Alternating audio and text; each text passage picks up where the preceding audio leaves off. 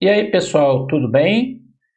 Nestes dias está rolando a Levtov Chess Week, um evento de xadrez rápido em Amsterdã, na Holanda, né? Com 10 jogadores. Alguns estão mais, digamos assim, aposentados do que na ativa, outros estão bem na ativa aí. Os jogadores que estão participando são Anand, Levon Aronian, Dubov, Boris Gelfand, Grishuk, Kramnik, Mamedjarov, Jan Nepomniachtchi, Wesley So, Peter Svidler. Nada mal, né? Turma da pesada. Alguns estão mais parados, outros menos, mas todos são monstros aí do xadrez mundial. Eles jogam...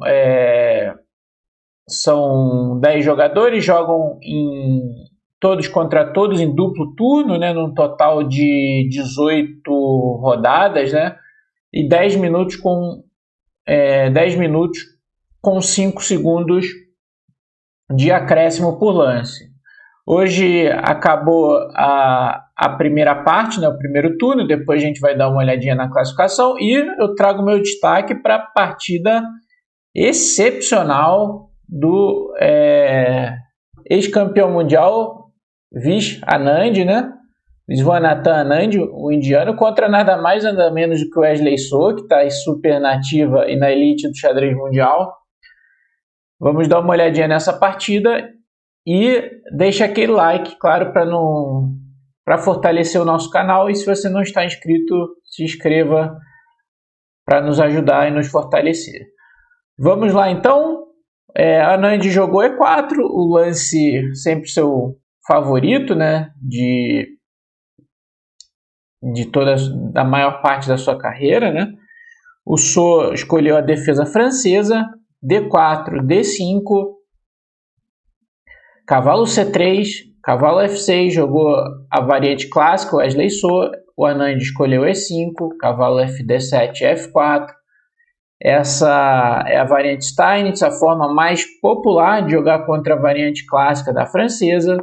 C5, cavalo F3, cavalo C6, bispo E3. Essa posição ela é a base dessa linha, né? E aqui as pretas têm muitas opções: A6, dama B6, bispo E7, até lances mais exóticos como torre B8, B6 também, e assim por diante. O Wesley So jogou bispo E7, dama D2, e aqui ele jogou com A6,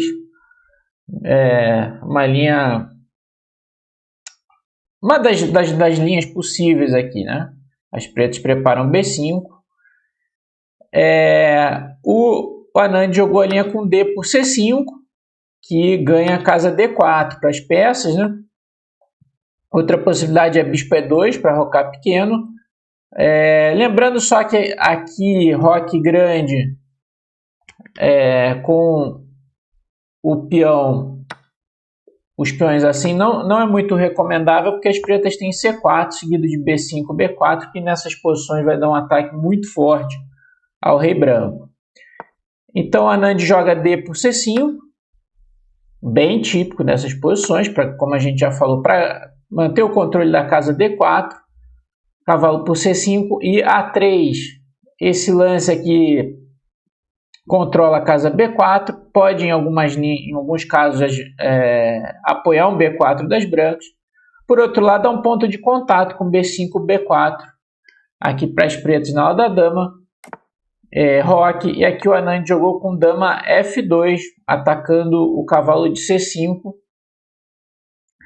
E o So defendeu com B6. Ele poderia jogar aqui dama A5, que me parece um pouco mais ativo, aqui, criando ameaça de cavalo E4. O cavalo de C3 está cravado, ameaçaria a dama e o cavalo em C3, seria desagradável. E se roque grande, agora torre B8, pode ser, já preparando um B5, ainda que B5 aqui, claro, está caindo o cavalo, porque tampa a defesa da dama. Mas a ideia seria a torre B8, tirar o cavalo, B5, B4, contra-jogo perigoso aqui para as pretas. B6, é claro, é possível ali defendendo o cavalo, mas é um pouco mais passivo. O Anand rocou grande, dama C7, bispo D3, lance natural de desenvolvimento, apontando lá para H7, mas poderia jogar um profilático rei B1, e a reação natural aqui das pretas seria F6, peão toma, bispo toma, ativando o bispo aqui, se livrando do peão de E5. Aqui dama E1 para proteger C3, talvez uma pequena vantagem aqui para as brancas, com a longa batalha pela frente. Bispo D3 jogou o Anand e aqui jogou bispo B7. O Sou aqui ele tinha opções talvez um pouco melhores, o próprio F6, que a gente já mencionou. Tomar mesmo esse bispo aqui não é nenhum crime, né? Cavalo toma, torre toma, e aí seguir um lance como bispo D7 para torre FC8, ou mesmo torre B8, defendendo o peão de B6 para B5, B4, né? Se bispo D7 dá para tomar aqui, mas você abre a coluna B, né? Tem alguma compensação, mas também pode-se começar com torre B8 nessa posição, com a ideia de B5, B4, ou mesmo B5 direto. Tem bastante opção interessante aqui para as pretas. Porém, veio o bispo B7 aqui do Sou, e o Anand jogou dama G3, trazendo a dama aqui para lá do rei.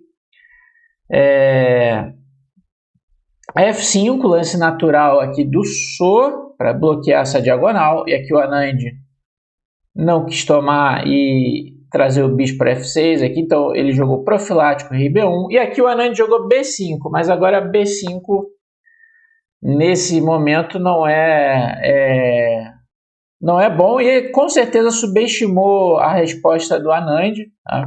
A gente já vai ver. Era um bom momento para jogar cavalo E4, cavalo bem fortalecido aqui, apoiado pelos dois peões, e se tomar, ele pode tomar de D, né?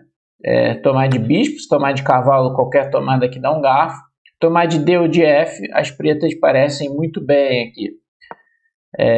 Daria para jogar dama E1, mas aí sim B5. As pretas têm bom contra-jogo chegando aqui na ala do rei. Após o B5, o Anand vai começar, digamos, uma série de lances impressionante. Começou com o bispo toma C5, que a gente fala que o Sou subestimou esse lance. É difícil considerar, às vezes, essa troca de bispos pelo cavalo, assim, sem uma justificativa tão clara. Mas aqui você está eliminando esse cavalo que está pronto para pular para E4. Ou tomar o bispo de D3, e você vai criar aqui um ataque concreto na ala do rei. Depois de bispo C5, dama H3, com a ideia de G4.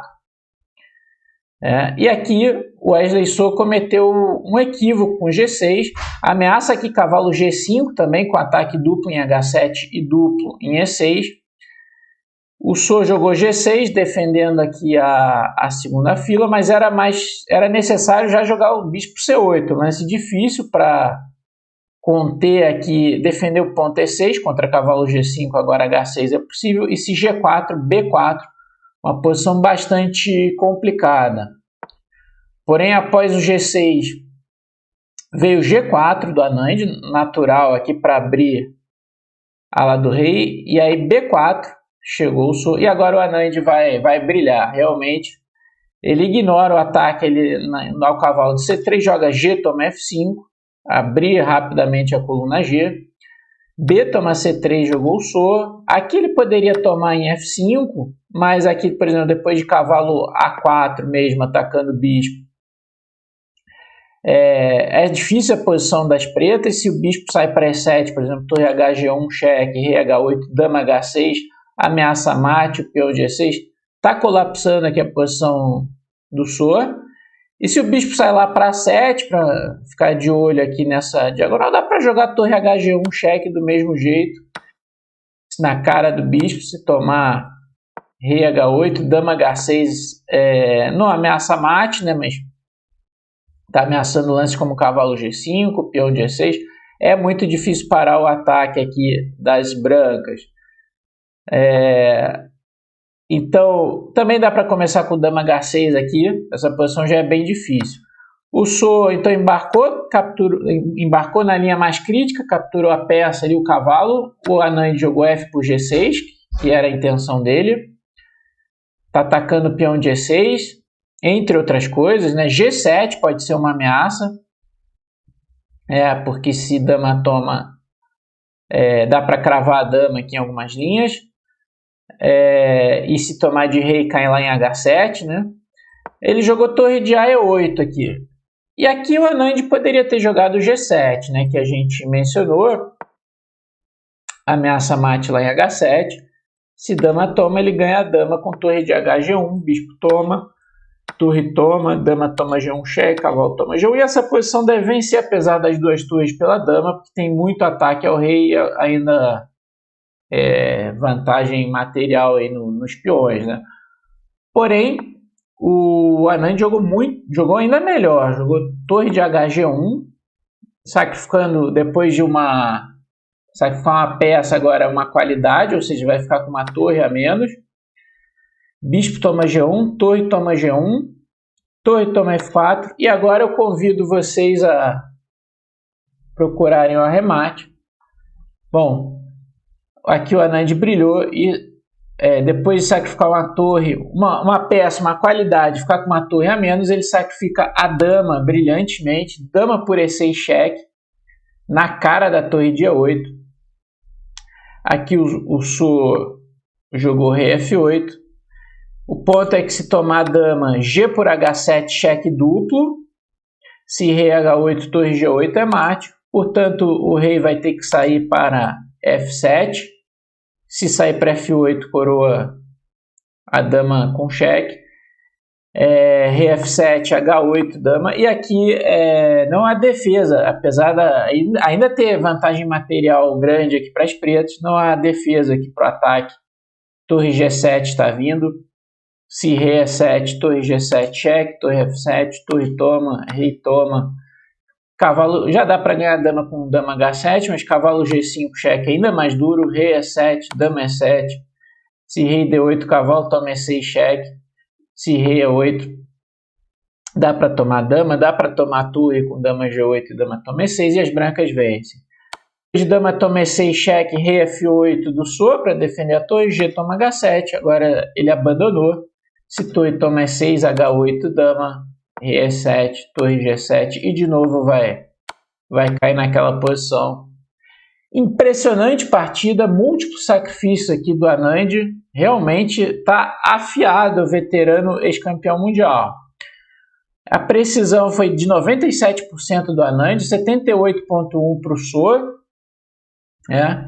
Uma verdadeira aula de ataque essa partida e, olha, impressionante, né? Múltiplos sacrifícios. Vamos dar uma olhadinha na classificação do torneio após o primeiro turno. A classificação está aí, é a seguinte: Jan Nepomniachtchi está com 6-9. Vê que o Anand ganhou dele, inclusive, né? Só que o Anand ele ganhou 3 e perdeu uma, perdeu para o Grischuk, né? Bom, tá o Anand e o Sviller também indo muito bem ali, os dois com 6 pontos. O Anand está em terceiro com 5,5 junto com o Aronian, com a mesma pontuação. Dubov tem 5 pontos, Mamedjarov 4, Wesley Su e Gelfand tem 3,5, Grischuk e Kramnik tem 3 pontos aí na penúltima e última posições.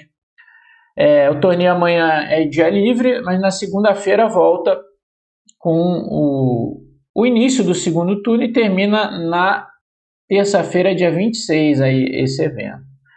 Bem legal a partida. Se você gostou, deixa o like, se inscreva no canal se você ainda não está inscrito. Fique ligado aí nos nossos vídeos quase que diários. Valeu e até a próxima.